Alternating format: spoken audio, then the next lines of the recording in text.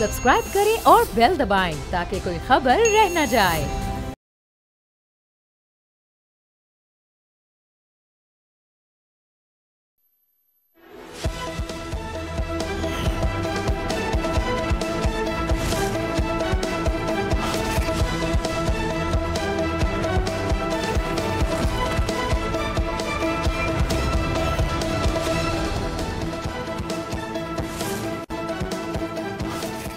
अस्सलाम वालेकुम। Programme policy point में खुश आमदीद। मैं हूं अफसा कोमल। इसराइल और ईरान के दरमियान कशीदगी जारी है। इसराइली हमलों में आला ईरानी अस्करी क़यादत समेत 242 सिविलियंस अब तक शहीद हो चुके हैं, जबकि 1000 से ज़ायद आम शहरी जख्मी भी हैं।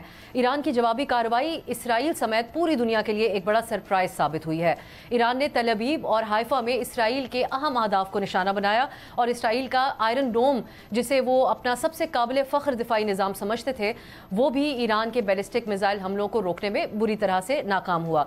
इसराइल पर मिसाइल हमलों के बाद वहाँ पर खौफ की फ़ज़ा है। हम ये देख रहे हैं कि नई इसराइली जो नस्ल है वो पहली बार इतने बड़े हमले, कामयाब हमले इसराइल पर होते हुए देख रही है और उसी ख़तरे को महसूस करते हुए भी दिखाई दे रहे हैं जिसका सामना साल से गज़ा के आम आवाम को और वहाँ के बच्चों को था। ईरान पर हमले के बाद से अब सरकारी सतह पर इसराइल का जो रद्द अमल सामने आ रहा है, जो ईरान की तरफ से जवाबी कार्रवाई थी उसके बाद, वो हमें इस बात का सबूत नज़र आता है कि इसराइल ईरान की एटमी तनसीबात को निशाना बनाकर जो मतलूबा नताइज हासिल करना चाह रहा था और एक्सपेक्ट कर रहा था, उसमें उनको नाकामी हुई है। इसराइल के कौमी सलामती के मुशीर ने यह तस्लीम किया कि फ़ौजी कार्रवाई से ईरान के एटमी प्रोग्राम को ख़त्म नहीं किया जा सकता और अब अमरीकी सदर डोनाल्ड ट्रंप वो भी ईरान के जौहरी प्रोग्राम को ख़त्म करवाने के हवाले से इसराइल से की तरफ से मुतालबा किया जा रहा है कि डोनाल्ड ट्रंप ही किरदार अदा कर सकते हैं। दूसरी तरफ अमरीकी सदर डोनाल्ड ट्रंप अभी तक पुरुमीद हैं कि वो ईरान के जौहरी प्रोग्राम से मुतालिक ब्रेक थ्रू हासिल कर लेंगे। सुनिए डोनाल्ड ट्रंप की हालिया गुफ्तगू। There's going to be a deal. I think it's time for a deal, and we'll see what happens. But sometimes they have to fight it out. But we're going to see what happens. I think there's a good chance there'll be a deal. लेकिन Donald Trump की जो उम्मीदें हैं उसके बरअक्स Iran मुसलसल ये मौक़िफ़ दोहरा रहा है कि इसराइली हमले के पीछे अमेरिका का ही हाथ है और इसीलिए मुज़ाकरात का मामला उठाना बेमानी हो गया है। आज पाकिस्तान के डिप्टी वज़ीर आज़म और वज़ीर ख़ारजा इसहाक़ डार ने भी अपनी पोजीशन वाज़े की है और उन्होंने ईरान के जौहरी मुज़ाकरात में सालसी या सहूलतकारी की पाकिस्तान की तरफ से पेशकश की है। अपनी तकरीर में ऐवान को उन्होंने ये भी बताया कि इसराइल के पहले हमले के बाद ईरानी वज़ीर ख़ारजा ने यह कहा कि ईरान एक जवाबी हमला करेगा और अगर इसराइल रुक जाता है तो फिर मुज़ाकरात आगे बढ़ेंगे, मगर ऐसा ना हो सका। पाकिस्तान के खिलाफ जारी प्रोपेगेंडा के हवाले से भी अगर हम बात करें तो डिप्टी वज़ीर आज़म ने आज उस पर भी स्टेटमेंट दिया और कहा कि सोशल मीडिया पर झूठ बोला गया कि इसराइल ने अगर एटम बॉम्ब से हमला किया तो पाकिस्तान भी उसके जवाबी कार्रवाई करेगा। इसको ये कहा गया कि ये फ़ेक न्यूज़ है। वज़ीर ख़ारजा ने कहा कि हमें फ़ेक न्यूज़ से बचना होगा। इसके साथ साथ नाजरीन, पाकिस्तान के वज़ीर दिफा की तरफ से भी इसराइली जारियत के ऊपर बड़ा सख्त और वाज़ेह रद्द अमल दिया गया है और उन्होंने कहा कि मगरबी दुनिया को इसराइल की पैदा करता इन कशीदगियों पर परेशान और फ़िक्रमंद होना चाहिए। हम अपने हमसायों के ख़िलाफ़ किसी भी किस्म की बालादस्ती की पॉलिसी नहीं रखते। आज के प्रोग्राम के पहले हिस्से में हम ये जानने की कोशिश करें कि क्या इस सारी सूरत हाल के बाद जो ईरान के जौहरी मुज़ाकरात हैं उनका कोई मुस्तकबिल है या सदर ट्रंप का ये जो इसरार है अब ये बेमानी हो चुका है। ईरान कब तक इसराइली हमलों का मुकाबला करने की सलाहियत रखता है और इसके साथ साथ पाकिस्तान की पॉलिसी इस हवाले से आगे क्या होनी चाहिए, इन तमाम इशूज़ पे बात करेंगे। हमारे साथ मौजूद हैं मंसूर अहमद खान साहब, साबिक सीनियर सफारतकार, और हम शहजाद चौधरी साहब, सीनियर तजज़ियाकार। बहुत बहुत शुक्रिया आप दोनों का। मंसूर साहब, अगर मैं आपसे आगाज़ करूँ, हम देख रहे हैं कि ईरान की तरफ से जो जवाबी हमला किया गया था इसराइल पर, उसके बाद क्या आप समझते हैं, जिन बयानात का अभी इब्तदाइये में भी हमने जिक्र किया कि इसराइल के मौक़िफ़ के अंदर कुछ तब्दीली सामने आ रही है, जो इसराइली हुकाम बयानात दे रहे हैं उसमें वो अब अमेरिका को किरदार अदा करने का कह रहे हैं, वही जौहरी प्रोग्राम है, लेकिन उसके हवाले से वो कहते हैं कि अमेरिका मुज़ाकरात के दौरान ईरान को मजबूर कर दे कि वो दस्तबरदार हो जाएं अपने जौहरी प्रोग्राम से। दूसरी तरफ ईरान है, अब वो बराह रास्त ये बात करता है कि जो कुछ हुआ अमेरिका की मिली भगत से हुआ है। आप कैसे देख रहे हैं इन ताज़ा बयानात को? देखिए, जो इजराइल का जो बेसिक बुनियादी मकसद था इस एग्रेशन जो जारियत उन्होंने की है ईरान के ख़िलाफ़, वो बेसिकली उनके जो बुनियादी गोल्स हैं, जो जिसमें वो मिडिल ईस्ट में अपना तसल्लुत या हेजिमनी इस्टेब्लिश करना चाहते हैं और उसमें जो सबसे बड़ा ख़तरा समझते हैं वो ईरान को समझते हैं। इसलिए उन्होंने गुज़िश्ता 1-1.5 साल के अंदर या 2 साल तकरीबन होने वाले हैं जब से हमास का अटैक हुआ था, उन्होंने ईरान की जितने भी सपोर्ट ग्रुप्स हैं या मलेशियाज हैं उनका कला कमा किया। और अब इस ईरान पे जो फाइनल हमले का मकसद और जो कि अनप्रेसिडेंटेड अटैक था, ये था कि ईरान के न्यूक्लियर प्रोग्राम को भी मगलूब किया जाए, इसको तबाह किया जाए और ईरान के अंदर रेजीम की चेंज भी लाई जाए। अमेरिका का भी इस सिलसिले में, क्योंकि अमेरिका की सपोर्ट के बगैर ईरान के खिलाफ इजराइल के मकासद में कामयाबी नहीं की जा सकती थी, तो अमेरिका का भी मकसद इस हद तक ये था कि ईरान को उनकी जो एटॉमिक प्रोग्राम पे जो नेगोशिएशंस हैं उसमें जितना कमज़ोर किया जा सकता है किया जाए, और अगर कहीं कोई सूरत पैदा होती है रेजीम चेंज की तो वो उस मकसद को भी हासिल किया जाए।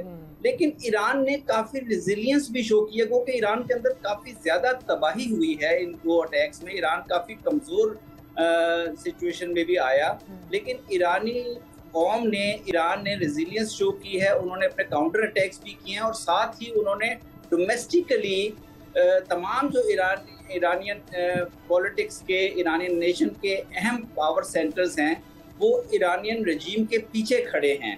तो मेरा ख्याल यहाँ से अब इजराइल के लिए भी, इजराइल को भी एक सहारा लेना पड़ रहा है। जिस तरह इंडिया पाकिस्तान के केस में भी आपने देखा था, जब पाकिस्तान के ऊपर अटैक हुआ था तो फाइनली इंडिया की तरफ से ही अप्रोच किया गया था, यूएस से इस्तदा की गई थी कि वो रोल प्ले करें। और यही चीज़ अब हमें रेपिटेशन वहाँ पे भी नजर आ रही है कि जो एग्रेसर था, जिन्होंने जारियत की थी इजराइल, वही अब वहाँ से आवाज़ें उठ रही हैं, क्योंकि इजराइल में एक एक्सट्रीमिस्ट गवर्नमेंट इक़्तिदार में है और उनको अवाम की उस तरह से तायद हासिल नहीं है जिस तरह की डेमोक्रेटिक सोसाइटीज़ में होती है। बहुत मुखालफत भी है जो वो उन्होंने पैलेस्टाइन में किया और जो उन्होंने अब ईरान के खिलाफ जिस तरह से निहत्ते शहरियों के ऊपर अटैक्स किए हैं। तो इसलिए मेरा ख्याल है कि ये गुंजाइश तो ज़रूर पैदा हुई है, लेकिन अब ईरान की तरफ से भी ये डिमांड होगी कि जब आप इस किस्म की नेगोशिएशंस में इंटरनेशनल लेवल पे जाते हैं तो इंटरनेशनल लॉ की पासदारी बहुत ज़रूरी होती है। और ये बहुत ही एक अफसोसनाक बात थी कि एक दो पार्टीज नेगोशिएट कर रही हैं, यूएस और ईरान नेगोशिएट कर रहे हैं, और उस नेगोशिएशंस के दौरान इजराइल ने अटैक किया ईरान के ऊपर। तो मेरा ख्याल है ईरान भी चाहेगा कि ऐसी कंडीशंस पैदा की जाएं जिसमें ईरान के जो बुनियादी हकूक जो है उनकी किसी तरह से तलाफी मुमकिन है। मैं चाहूँगी आगे आपसे ज़रूर हम अमेरिका के ऊपर के जो इसमें रोल रहा उस पर मज़ीद बात भी करें। शहजाद साहब, जो ईरान की तरफ से जवाबी हमला दिया गया वो एक सरप्राइजिंग रिएक्शन था। आयरन डोम को ब्रीच करना, फिर उसके बाद एक इसराइली सोसाइटी के अंदर से जो मनाजिर हमें देखने को मिल रहे हैं, शेल्टर्स की तरफ भागना, ये जो मौजूदा नस्ल है यकीनन इसराइल की, उन्होंने इस किस्म का हमला इसराइल में होता हुआ नहीं देखा, इस किस्म के अटैक्स होते हुए। सो आपकी नज़र में क्या इसराइल के लिए भी इस जंग के माने तब्दील हुए हैं ईरान के रद्द-ए-अमल के बाद, या आप समझते हैं कि वो अपनी पोजीशन के ऊपर कायम है अभी तक? एक एज अ स्टेट इसराइल का कॉन्फिडेंस शेक हुआ, या आप समझते हैं कि इसको वो रिजीम चेंज का एक जरिया समझ लेंगे ये जो हालात पैदा हुए हैं? कैसे देख रहे हैं आप इस वक्त इसराइल की पोजीशन को? असल में अफसा मेरा ख्याल है कि पूरी दुनिया का जो एक सोच का अंदाज था जंग के बारे में वो तब्दील होता हुआ नजर आ रहा है। यानी ये मिसाइल वॉरफेयर की बातें हम सुनते थे, करते थे, बातें की जाती थी, लेकिन उसको सहना, तजर्बा करना, देखना, वो एक मुकम्मल मुख्तलिफ मानों में सामने आया है। यानी जो भारत और पाकिस्तान के दरमियान 4-5 दिन की जंग हुई, उसके अंदर हमने उसका कुछ एक हल्का सा अक्स देखा। दोनों अतराफ ने एक दूसरे के ऊपर हमले किए मिसाइलों के साथ, लेकिन वो जल्द ही जंग बंद हो गई। अब जब इसराइल और ईरान के बीच में, जो कि दो ऐसे मुल्क जो एक दूसरे को बिल्कुल ख़त्म करने के दरपे हैं, यानी कम से कम ये नियत रखते हैं, तो उनके पास जो स्टॉक है अपने अपने वेपन्स का, खासतौर पे ईरान के पास, वो इस तरह का है, और कितना है वो इसका अंदाज़ा लगाना शायद इस वक्त मुमकिन ना हो, लेकिन उसका जो असर है वो आपको इसराइली सोसाइटी में नज़र आता है। इसराइली सोसाइटी और इसराइली रियासत जो है वो अपने तौर पे चंद चीज़ों के बारे में बहुत सेंसिटिव है। उनके जो अर्बन सेंटर्स हैं, जो पॉपुलेशन सेंटर्स हैं, वो एक तो बहुत कम हैं और बहुत जुड़े हुए हैं। यानी बड़े बड़े शहरों में लोग देहातों में कम रहते हैं, ज़्यादा इन सेटलमेंट्स में, इन जगहों पे ज़्यादा रहते हैं, बड़े शहरों में ज़्यादा रहते हैं।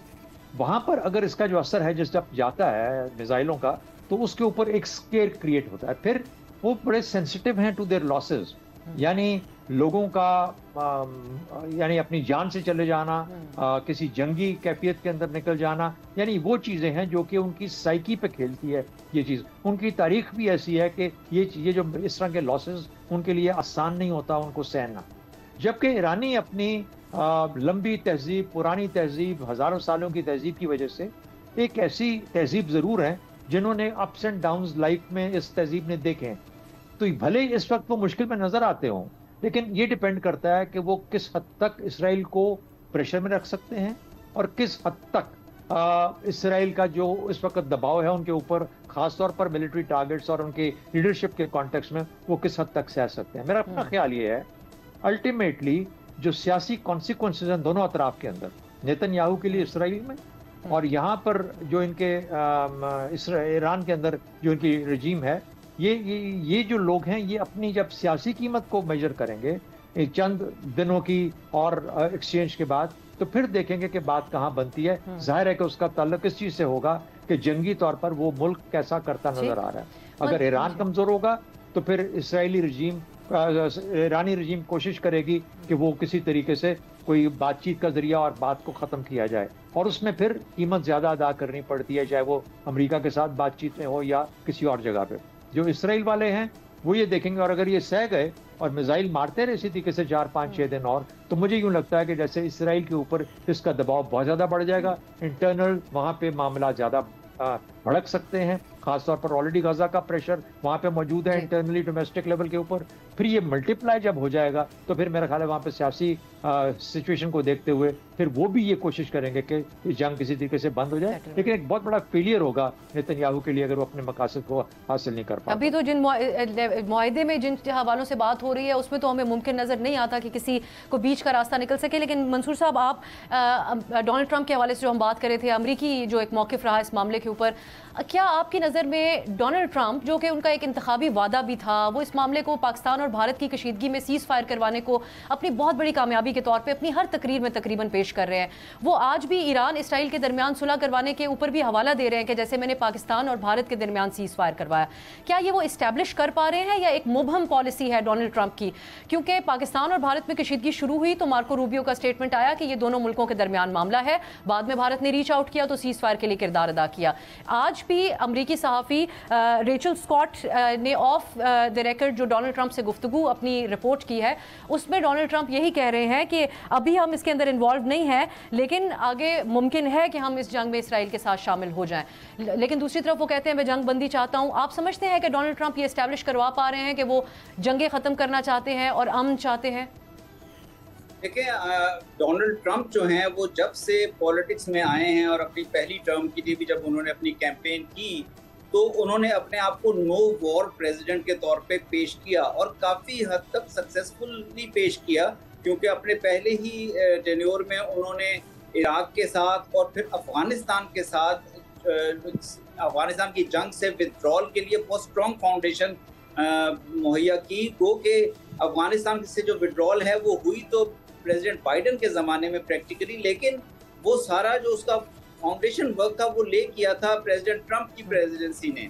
और इसके बाद भी अब जब अपनी सेकंड टर्म में भी वो इलेक्ट होकर आए हैं तो उनका बहुत उनकी कैंपेन का बहुत एक मजबूत नुक्ता था कि वो जंगों का खात्मा चाहते हैं, और इसी के ऊपर उन्होंने अपने जो, अगर आप गुज़िश्ता 6 माह जो उनके इक़्तिदार में हुए हैं उसमें उन्होंने यही रोल प्ले करने की कोशिश की है। उन्होंने सबसे पहले बहुत कोशिश की, पूरा जोर लगाया कि किस तरह रूस और यूक्रेन की जंग का खात्मा हो।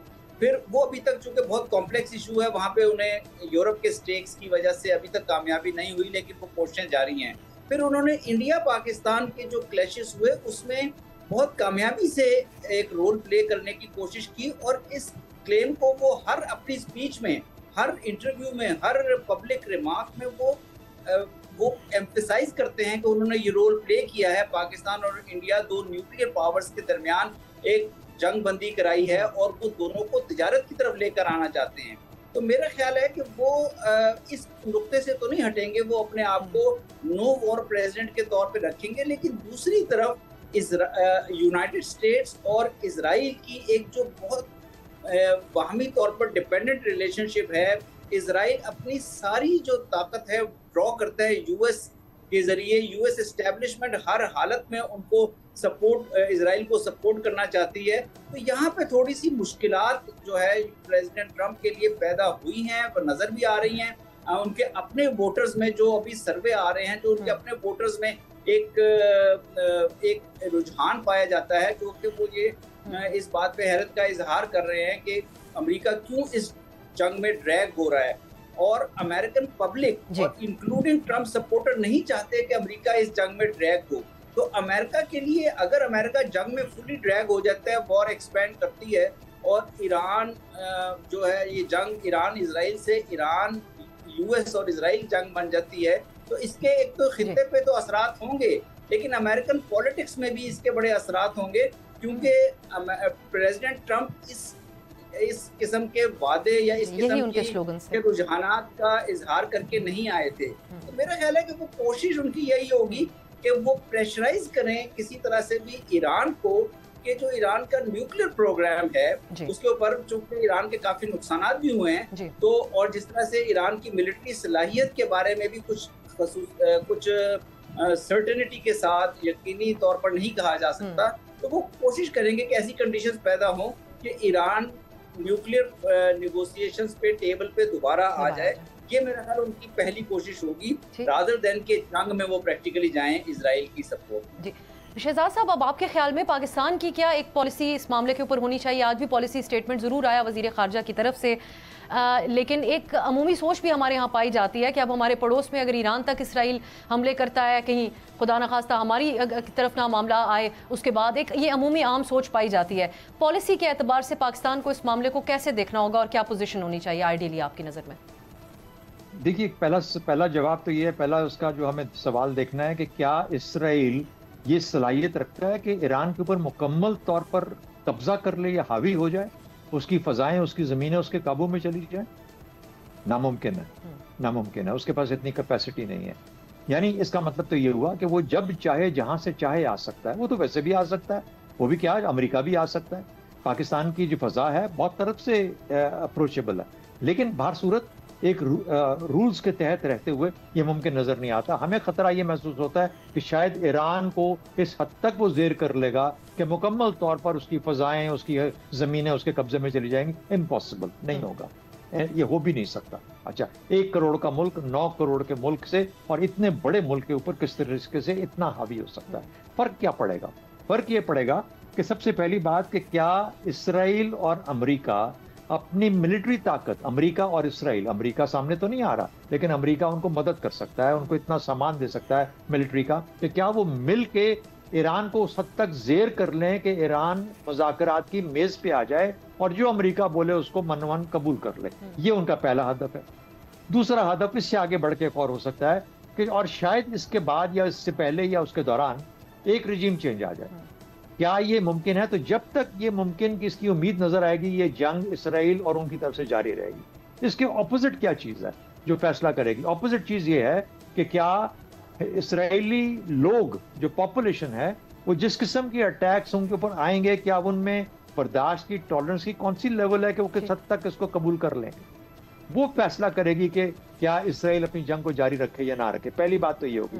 पाकिस्तान को जो खतरात क्रिएट होते हैं, मेरे ख्याल में इसराइल से डायरेक्ट तो कोई खतरा नहीं आता, लेकिन इस किस्म के जो मामला जब खित्ते में आते हैं तो कहीं ये इमेजिनेशन को स्टर कर सकता है। हिंदुस्तान की मैं बात करूंगा, हिंदुस्तान एक 4 दिन की 5 दिन की जंग करने के बाद वो एक पॉज में चला गया और उसने कहा मैं पॉज में हूँ। अब वो पॉज के बाद अगर खुदा न खास्ता इस तजर्बे को देखते हुए समझता है कि वो अगर ईरान स्टैंड अप नहीं करता रियासत के तौर पे, एक हुकूमत के तौर पे, और समझता है कि ये मुमकिन है कि ऐसा किया जा सकता है, तो फिर शायद वो एक और कोशिश करे। हमारा ध्यान अलबत्ता फोकस यही है, हमारा फोकस भारत है और भारत ही रहेगा। हम बाकी सरहदों की तरफ नजर तो रखेंगे, लेकिन हमें खतरा खुदा न खास्ता वहां से हरगिज नहीं है। हमें खतरा है तो अपने मशरकी सरहदों से, और वहां पे एक ऐसा दुश्मन बैठा है जो कुछ भी सोच सकता है, कुछ भी कर सकता है। लेकिन मेरा ख्याल है कि जो जवाब उसको मिला है वो इस लेवल का और इस इंटेंसिटी का था कि उसको सोचने पे मजबूर करेगा कि मैं फिर से दुनिया के आगे अपने आप को फिर से एक्सपोज ना करूं। मुझे यूं लगता है कि मुल्कों के अंदर जब हिम्मत ताकत होती है, उन मुआशरों में हिम्मत ताकत होती है, तो उनमें खड़े रहने की और मुकाबला करने की सकत बहुत बेहतर और होती इसकी है। ये दो बड़ी इसलिए मिसालें मैं हमने ईरान, देखी हैं, जिसका आपने शहजाद चौधरी साहब, मंसूर अहमद खान साहब, बहुत बहुत शुक्रिया आप दोनों के कीमती वक्त का। नाज़रीन, एक ब्रेक की तरफ जाते हैं और उसके बाद फिर हम बात करेंगे कि बजट पर इख्तलाफात को लेकर पाकिस्तान तहरीक इंसाफ और पीपल्स पार्टी एक पेज पर आते हुए नजर आ रहे हैं। क्या हुकूमत ये बजट पास करवा पाएगी, इस पर बात करेंगे। दोनों जमातों के नुमाइंदगान हमारे साथ होंगे एक शॉर्ट ब्रेक के बाद।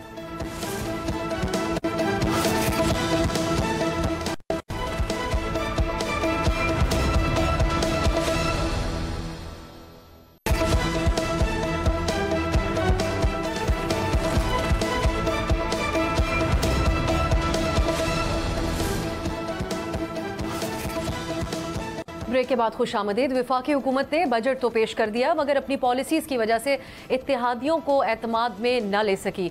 मौके पर पीपल्स पार्टी भी ऑपोजिशन की सफ में जाकर खड़ी हो गई है। वज़ीर आला सिंध मुराद अली शाह ने यहाँ तक कह दिया कि अगर वफाक ने हमारे तहफ़्फ़ुज़ात दूर न किए तो पीपल्स पार्टी वफाकी बजट की मंजूरी के लिए वोट नहीं देगी।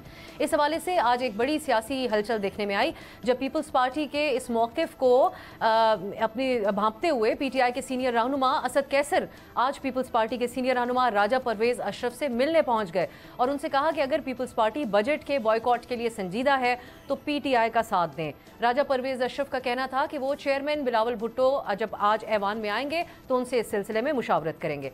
क्या पीपल्स पार्टी और PTI के दरमियान कोई कुर्बतें बढ़ सकती हैं, हुकूमत पर दबाव बढ़ सकता है? और दूसरी तरफ आज पंजाब में भी 5000 अरब से ज़ायद का बजट पेश किया गया। तरक्याती कामों के लिए इसमें 1240 अरब रुपए रखे गए और 10% सरकारी मुलाजिमीन की तनख्वाहों में इजाफा किया गया है। इसके साथ साथ कम से कम उजरत 40,000 रुपये मुकर्रर की गई है।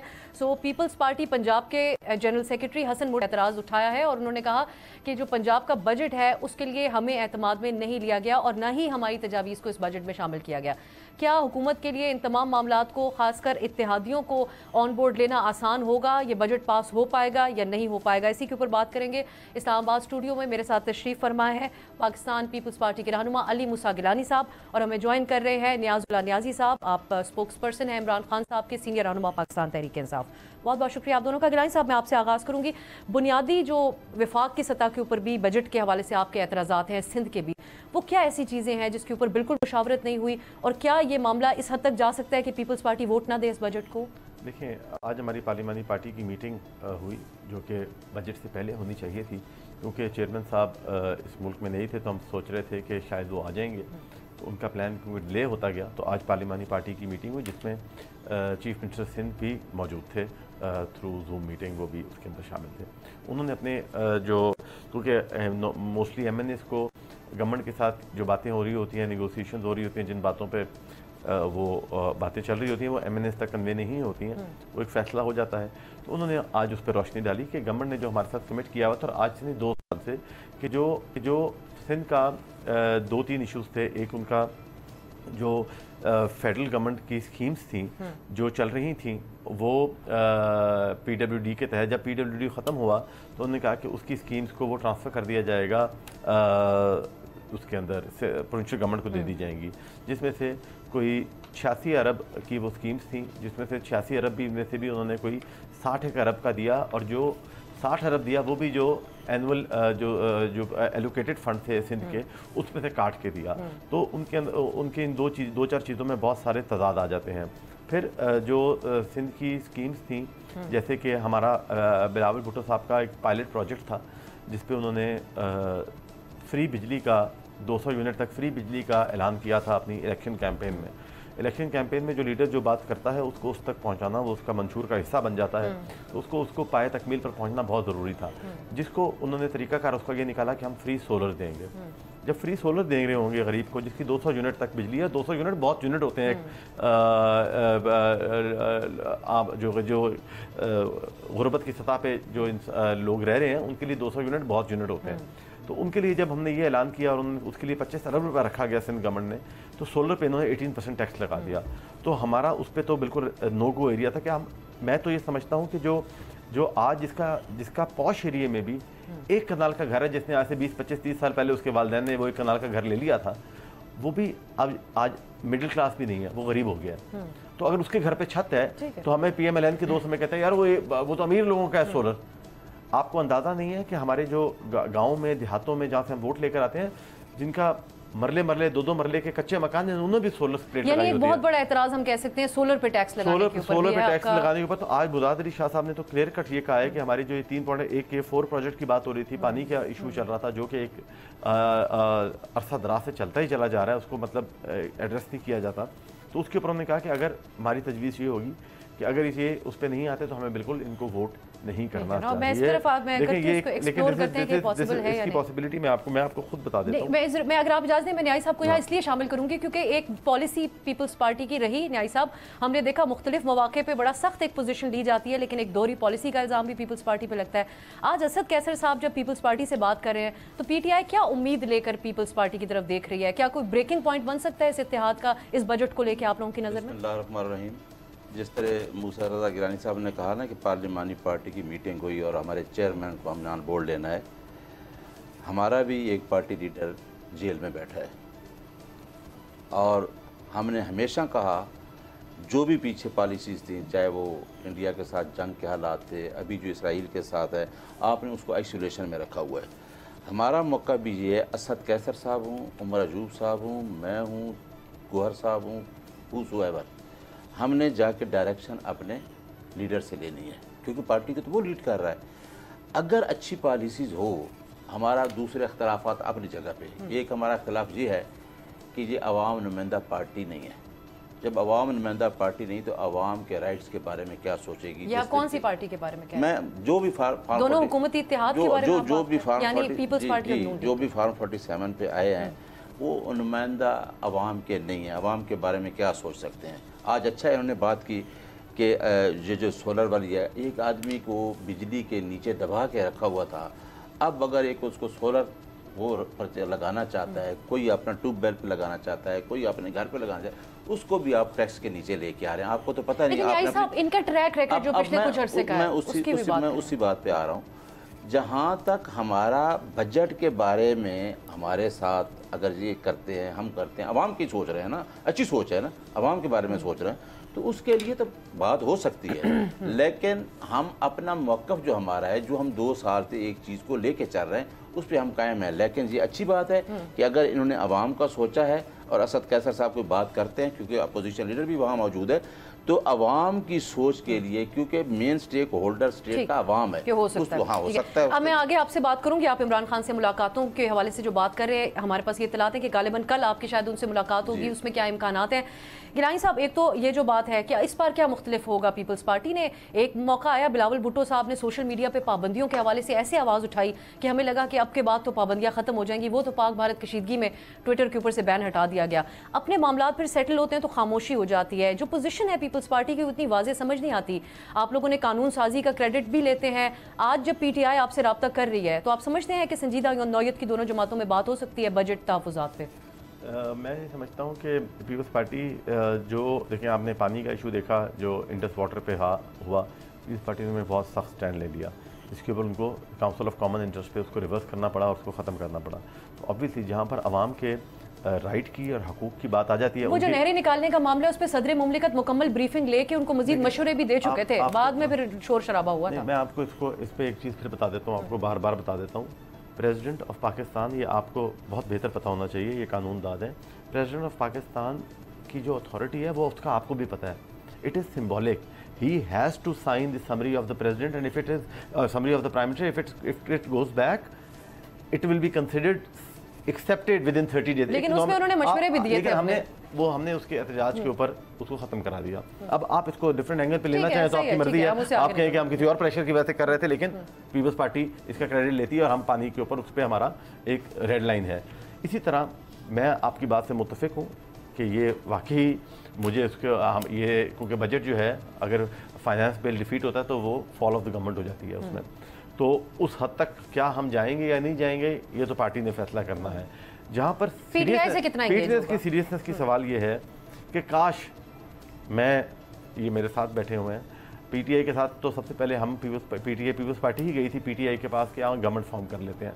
लेकिन इनका जैसे कि इन्होंने कहा कि इन्होंने अपनी बात का आगाज़ ही इसलिए किया, आई एम वेरी मतलब वो वहाँ पर एक डेमोक्रेटिक पार्टी में उसको इसलिए नहीं समझता, मैं इख्तलाफ कर सकता हूँ इनके साथ इंटरनल वर्किंग के ऊपर, कि ऑब्वियसली इनकी जो सीनियर लीडर्स हैं वहाँ पर, जो बहुत सीनियर हैं, उनकी भी राय को वैल्यू नहीं दी जाती, क्योंकि इमरान खान साहब, मैं समझता हूँ, मेरी जहाँ तक रीडिंग है, मैं गलत भी हो सकता हूँ, कि वो एक अपनी सोच के एक अलहदा टेंजेंट पर वो होते हैं हमेशा, and he thinks that what he is saying is right, और वही कानून होगा और वही सच होगा और वही हकीकत होगी और वही होगा, अगर वो नहीं होगा तो कुछ और नहीं होगा। तो अगर इस टाइम पर अगर गवर्नमेंट में वो हम ही भर लेते, मिसाल के तौर पर ये कहते हैं कि पीपल्स पार्टी की नीयत खराब थी, तो ये हमारी कॉल ब्लफ को कॉल कर लेते, क्या यहाँ हुकूमत बनाते हैं, क्या होता, उमर अयूब प्राइम मिनिस्टर बन जाता, कोई अपना नुमाइंदे जिसको ये कहते, जिस पे सबसे ज्यादा इनको एतमाद होता, जैसे बुज़दार को बनाया था, वैसे कि बुज़दार नुमा वज़ीर आज़म बना लेते उस टाइम पर।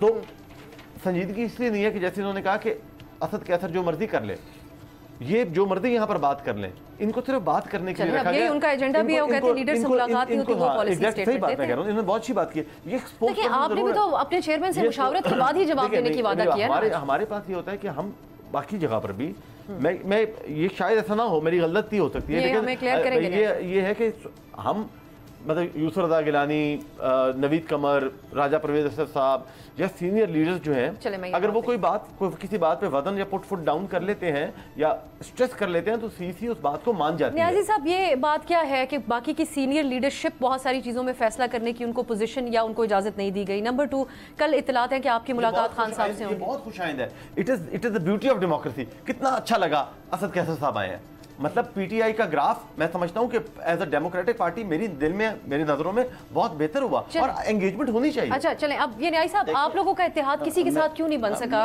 इसके ऊपर भी आप बात की। पहले आप खान साहब से मुलाकात का एजेंडा बताइए। शायद जो मैंने बात की ना, उस मेरी स्टेटमेंट को गलत समझा गया। देखें, इमरान खान का मैं बतौर तर्जमान जो उसके पार्टी के लीडर हैं, इमरान खान का विज़न उनके सामने है कि इमरान किन किन चीज़ों पे इमरान खान आया और मैंने इमरान को ज्वाइन क्यों किया। अगर मूसा रज़ा गिलानी साहब ने पाकिस्तान पीपल्स पार्टी को ज्वाइन किया तो किसी शख्सियत की वजह से नहीं किया, नज़रिए की वजह से किया है। मैंने इमरान खान को ज्वाइन किया, मुझे कोई डिक्टेशन नहीं होती, मैंने नज़रिया की बेस पे किया है कि ये कहता है कि रियासत मदीना फलाही रियासत का कंसेप्ट, जिससे मेरी आवाम की फलाह हो। सर, वो कह रहे हैं लीडरशिप को एम्पावर नहीं किया फैसला साजी के लिए। खान साहब ने किया, जो देखे उन्होंने मैंडेट दिया था कि सारी जमातों से बात करें, पिछली दफ़ा भी दिया। अभी भी मैं ये कह रहा हूँ कि आप ये बात क्यों नहीं कहते, जहाँ मीडिया पे बैठ के इनके यूसुफ रज़ा गिलानी साहब भी जेल में रहे हैं, बाकी सियासतदान भी रहे हैं, एक आदमी को आप कहते हैं कि जी उसका, अभी आपने खुद कहा कि पॉलिसी बयान, क्या इमरान खान का पॉलिसी बयान नहीं आ सकता?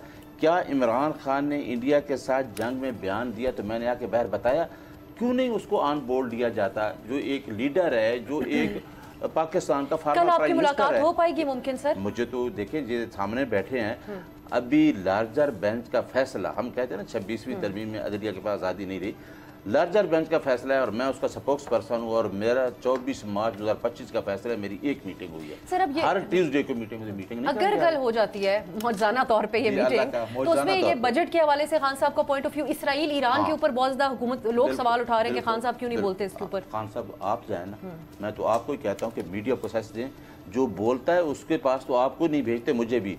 जो नहीं बोलता था नवाज शरीफ, उसके बारे में कि वो जंग डिजाइन कर रहा है, नहीं बोले, ना नवाज शरीफ बोला है, ना मरियम साहिबा बोली है, तो हम तो बोल रहे थे। हाँ, उसने तो मुझे कहा कि बाहर जाके ये बयान दे कि मोदी एक मक्कार और चालाक आदमी है, ये पाकिस्तान के खिलाफ कुछ भी कर सकता है, और इंडिया। और ये जो गजा का एक सूरत हाल काफी पहले से चल रही है, इसके ऊपर भी कभी उन्होंने इजहार किया आपके सामने? इमरान खान ने अपने दौर के अंदर ही कहा था कि अगर कोई पाकिस्तान के खिलाफ इंडिया भी साजिश करेगा कोई हमला, तो उसमें सबसे बड़ी साजिश इसराइल से आएगी। तो वो तो इसराइल के बारे पहले बयान देता था, अपनी उसकी फॉरेन पॉलिसी में पहले था कि आपका असल दुश्मन इसराइल है। गिलानी साहब, आपके ख्याल में मुलाकात इमरान खान साहब की होनी चाहिए? पीटीआई को एक बड़ी मुश्किल दरपेश है कि वो पॉलिसी स्टेटमेंट नहीं दे पाते जो खान साहब का पार्टी को जो की तरफ से जो जारी की जाती है, वो मुलाकात होगी तो वो स्टेटमेंट आएगा। बिल्कुल मुलाकात होनी चाहिए, मेरा ये बड़ा क्लियर मौक़िफ़ है।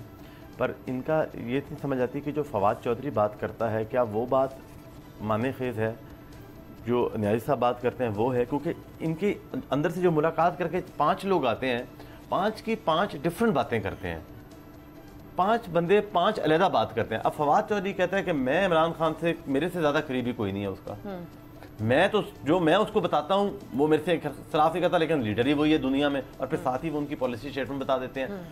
जो इतनी देर में दूसरे निकल आते हैं कोई और, वो कहता है ये फवाद चौधरी कौन होता है, इसकी तो कोई औकात ही नहीं है। मतलब इस तरह की हमने चीज़ें देखी हैं। तो क्लैरिटी किस चीज़ पे आएगी, इनको बड़ा एक बहुत देखें, बहुत अच्छी बात की है न्याजी साहब ने, इनका एक बड़ा क्लियर बात है, इनका फ़र्ज, मैं इनकी बातों के साथ इख्तलाफ ज़रूर कर सकता हूँ कि रियासत मदीना इन्होंने जब ज्वाइन की थी तो रियासत मदीना जब बन रही थी तो उस वक्त बुज़दार ने जो रियासत बनाई थी वो हम देख लेते हैं वो क्या थी उस टाइम पर, लेकिन वो अब पुरानी बात होगी। चलिए एक बात कहते हुए इनको ये बिल्कुल मिलना चाहिए, इनकी क्लैरिटी होनी चाहिए, जो एटलीस्ट इमरान खान को पास ये राइट होना चाहिए कि वो उसका क्या बयान है वो क्लियर बाहर आना चाहिए। एक चीज ये कहते हुए नाई साहब, जो इन्होंने बात की कि जो भी बाहर आता है अलग बात करते हैं, हमें सिर्फ ये क्लैरिफाई कर दें क्योंकि आप ऑफिशियल स्पोक्स पर्सन है इमरान खान साहब के, अलीमा साहिबा जो बयान देती हैं उसको हम कैसे तशरीह करें, किस पोजीशन में रखें बतौर मीडिया? वो भी पार्टी का बयान है, खान साहब के अल्फाज हैं, या वो क्या किस बेसिस पर? मेरा ख्याल है जो मूसा साहब ने कहा है ना कि जो लोग आते हैं बैर अपना अपना बयान देते हैं, ठीक है, लोग स्टेटमेंट को, जो खान साहब की स्टेटमेंट कोई कम देता है कोई ज़्यादा देता है, लेकिन मैं मिलूँ या अलीमा खान मिले या सुलेमान अकरम राजा जनरल सेक्रेटरी मिले, हमारा बयान, मेरा बयान वो होता है, क्योंकि मैं स्पोक्स पर्सन हूँ। स्पोक्स पर्सन का काम है कि जो वर्ड्स बोलेगा इमरान खान मैंने आके वो बताने हैं, अपनी तरफ से नहीं बताने। हाँ जी, और इसी तरह अलीमा खान भी वो बयान देती है जो खान साहब कहते हैं, और वो कहती भी होती है कि शायद फलां आदमी ने ये बयान नहीं दिया। तो मेरा ख्याल है अब तो उसकी मुलाकात भी नहीं होती, जो बहनें जाती हैं डॉक्टर उज़मा और नौरीन को जाने देते हैं, वो बयान देती थी, फिर अलीमा खान वो अलीमा साहिबा जब बताएं कि खान साहब ये कह रहे हैं तो उसको ऑफिशियली खान साहब का बयान हम समझें या आपके बयान का वेट करें उस पे? नहीं, देखें ना, खान साहब के जब आप ऑफिशियल आदमी को नहीं जाने देते तो जो बयान बाहर आएगा लोगों ने बयान तो देना है, लेकिन जो मेरा बयान होगा स्पोक्स पर्सन का वो खान साहब का बयान होगा, लेकिन जो बयान उनकी बहनों के जरिए आ रहा है क्योंकि फैमिली के लोग हैं तो वो भी बयान तो उनका ही बयान है ना। चलिए फिर वो सलमान राजा साहब कहते हैं बहन के जाती जज्बात है, फिर क्रेडिबिलिटी का बयान के हवाले से जरा प्रॉब्लम रहता है। लोगों को जाने नहीं दे रहे, लोग जो बाहर खड़े तो उनको भेज दिया जाता है, जो लिस्ट जाती है हाई कोर्ट के उनको। अब हमें देखना होगा कल आपकी इमरान खान साहब से मुलाकात हो पाती है या नहीं हो पाती। बहुत शुक्रिया, हमारे साथ नियाजुल्लाह नियाजी साहब थे और अली मूसा गिलानी साहब थे। अब देखते हैं नाजरीन, बजट के हवाले से जो एतराज़ात सामने आए हैं, हुकूमत के बजट पास करवा पाएगी या कहीं उनके इत्तेहादी पीपल्स पार्टी ही उसके रास्ते में रुकावट न बन जाए। आज के लिए इजाजत दीजिए, खुदा हाफिज।